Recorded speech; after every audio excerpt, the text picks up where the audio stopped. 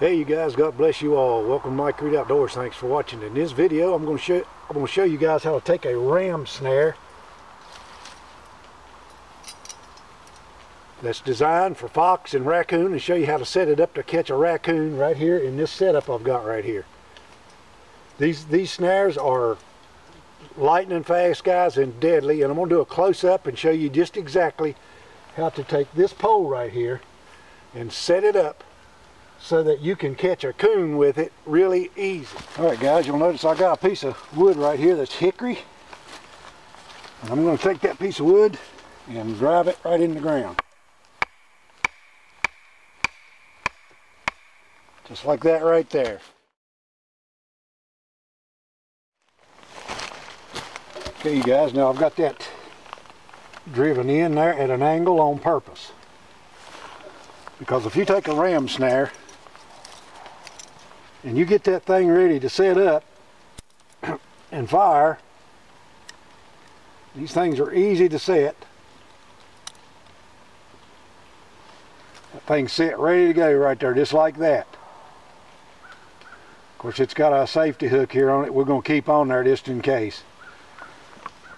If I set it straight up like this and I pull my cable down, it's not quite the right height that I like it for. You see that tunnel I've made right there, bent that piece of wood? Well, that's directing that raccoon to go right straight through there. So if I set it straight up just like this, the head of the coon is just not going to be exactly where I want it. So I'll set them things on an angle. Just like that right there. Take a piece of wire and just loosely put that on there, just like that right there. Just enough so that the raccoon can eventually, this thing will move when he sets it off. Now here's what you do. You push that thing over just like that right there and get your cable just like that. Here comes Mr. Raccoon. He'll stick his head right through there. He'll pull that thing loose.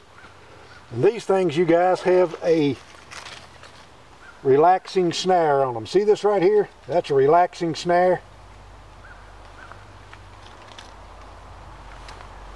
Move that piece of stuff out of the way so you can see this.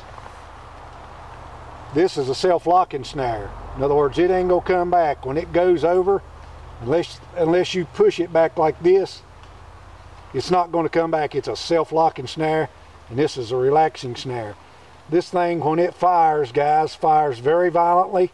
The animal does not last more than a minute in this particular snare, guys, because the pressure that this thing puts on the carotid artery of the animal's neck just simply puts its lights out in less than a minute. So that's, to me, it's a very humane way of doing it.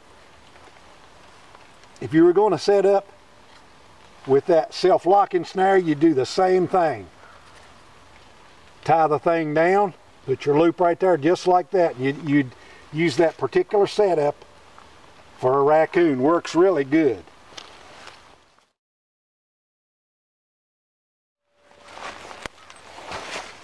Give you guys a close-up of what that looks like, guys. Now, trick I learned years ago, and I may have told you this before. Here comes a raccoon or a fox, either one, through this snare loop right here. Take you some little bitty sticks. When the fox is going this way or the coon's going this way, put you a stick, a sharp stick right there, just exactly like that, so that he don't want to stick his nose into that stick, and it causes him to lift his head up and through the loop. Do the same thing in this direction. Put you a cross stick just like that right in the center of that loop. Then you can see I've already put little twigs and stuff around this thing to camouflage this. Guys, this right here is deadly. Like I say, when a fox or a coon gets caught in this particular trap right here, he's dead within 1 minute, because you've took the oxygen from his brain. And this pretty much an instantaneous death. Pretty what I call a humane setup. And there's a shot of the sticks, you guys, right there, sticking up right underneath the loop. Keeps the animal from sticking his head underneath it like that right there. Guys, right there's something you don't normally see in a video. Right there is how you set that thing.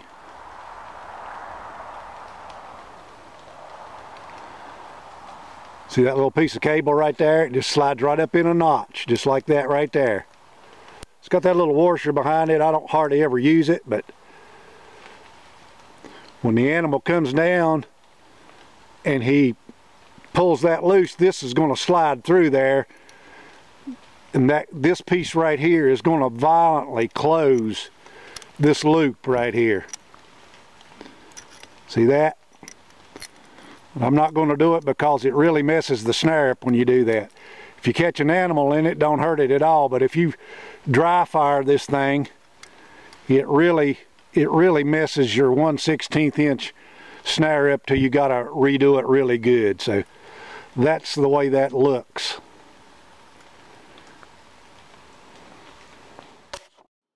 Thanks for watching. You all have a great day.